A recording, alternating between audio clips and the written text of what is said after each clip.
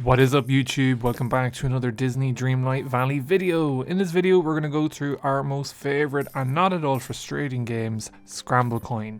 Now I'm about rank 60 in the minigame so far, so I'm just going to share with you some nice tips that will help smooth out your playthrough of these games, help you rank up a little bit quicker, unlock better pieces and hopefully keep your sanity intact. Let's get into it. So the first thing you're going to want to do every day is go and find your good pal Goofy. And the reason why you want to play Scramblecoin with Goofy every day is because he's the easiest character to beat. And the reason for that, if you look at the top right hand corner, is because Goofy only uses Goofy pieces. While Goofy is a great piece to have to, jump on those gold coins, early on in the game it only means that Goofy can collect one coin per figurine, which really limits how high of a score he can get. Doing this every day lets you get one win, which can, fulfill an awful lot of Dream Valley quests, but also gives you those vital points you need to get and unlock new figurines. Another person to challenge every day, and I'm not entirely sure why she's this easy, but is Eve. Eve is another easy win, so every day I've been just challenging Goofy and Eve. They give quite easy, stress-free wins that, help me keep my hair intact while I'm trying to get better at this game. So two of those I would highly recommend. If there's anyone else you think is an easy win, do share them in the comments. I would be more than happy to add them to my daily activities. Next up, let's talk about early strats in the first 3 rounds that you can do to set yourself up for some victory. So this match is against Eve, which I have said is quite an easy opponent to have. Now in this early stage I didn't have that many pieces, but one thing you want to always do is you want to select Scrooge McDuck, because he's a great first piece to put, because as you can see he should be able to get 1 coin, and he has a passive that after each turn he generates another free coin. So you're guaranteed at least 2 coins from your opening move alone, and over the course of the game you could get 4, 5, 6 depending on how long he stays in. Now as you can see, Eve is quite silly in that she has played Flynn, and Flynn has a passive that when he moves he drops a coin where he is, so we're just going to guard him like there's no tomorrow with Scrooge, so Scrooge can just follow him for some extra coins. The second most important figurine to use, I think, is Simba, and Simba is great for 2 reasons. He is quite easy to move because he can move in straight lines, and he can move twice. Now like Goofy he jumps, so that means you have to position him in a way that he jumps on the coin you want to get. He doesn't collect the coins he passes through. So it makes him very good for collecting 2 coins per turn, but it also means he can go and get gold coins pretty easily. Now as you can see, the gold has started to appear on turn 4, and we're going to get Luminaire to get that gold coin. Simba can jump.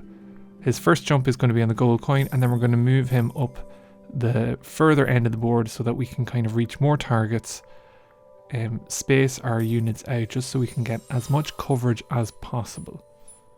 Now Simba is one of the early coins that you unlock, so him and Goofy together can really help you stack up the gold coins relatively easily. So as you can see here, we have Scrooge picking up gold coins as close as he can. We're going to try and use Simba. So Simba can only really get these 2 coins, which, not too bad. Not ideal, but we are creaming Eve, so we should still win. Because after all, if you're collecting coins every turn, it really does make a massive difference. And there we go. We get 3 points onto our next character. In this video here we're going against our good friend Goofy, and again this is just an example of an early kind of setup you can do to guarantee victory. Again, Scrooge McDuck in the very first turn will get you at least 2 coins. Keep him there for the entire match if you want, because he's going to slowly and passively generate coins for you. Simba on the second turn should get another 2 coins, and again we're denying our opponent as many coins as we can. I'm going to move Scrooge up here because then at least he can get more coins on his next turn. He can go in lots of different directions. And again, we want to position our pieces relatively around the map because then that means we can kind of go towards the gold coins when they do appear. So one of the most frustrating things about this game is that, you know, characters like Nala, Luminaire, and even Remy, they kind of have very obtuse ways of moving. But a good way to remember this is Nala is like the bishop in chess. So whatever color you put her on, that's the color she stays on. Same with Remy. Luminaire is a little bit better insofar as you can move forward one turn and then diagonal. So I do like Luminaire a little bit better because he's a bit more flexible. There's nothing more frustrating than a gold coin beside Nala, and it's on the different color, so you can't actually use her. So again, we have a great gold placement here. And we're going to swap in Remy just because he has a little bit more of coverage. Now, Simba, we're going to jump. We can only get one of those coins because of the way they were angled, but that's not too bad. Scrooge gets 2 coins and another coin because of his passive, so he gets 3 coins. He basically gets a gold coin. And then Remy, you're just going to go... Poor Remy doesn't have any kind of good moves because of the way the pond is. We're going to move him.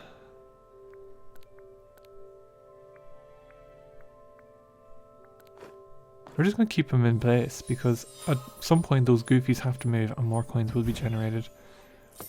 So again, Goofy's a great one to versus against because maximum he's going to get is 3 coins per figurine. He can't do anything more.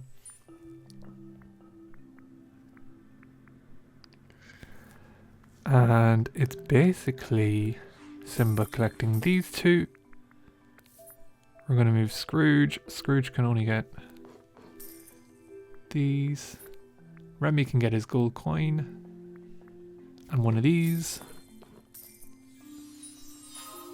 And at this point we are 14 coins ahead, so I don't think Goofy is going to be able to catch up. Again, he's very easy to do because of the way his figurines can only go and strike 1. And we've unlocked Gaston. So my advice for anyone who wants to improve or even survive Scramblecoin is to first challenge Eve and Goofy only. That way you can practice on the easiest opponents possible and get better at techniques and unlock better pieces. Number 2, only start playing seriously when you unlock Simba because Simba is the better version of Goofy and will allow you to get more coins in the early stages of the game, and late game hopefully allow you to snag some gold coins. And number 3 is to always use Scrooge McDuck for passive gold generation because again it's an easy way of boosting your score as you get better at the game. Only replace him when we've unlocked higher tiered characters. So that's it for my tips and tricks. If you have any Scramblecoin advice, please leave it in the comments below. No doubt I will need them myself as we climb higher and higher on the ranking system. Till next time,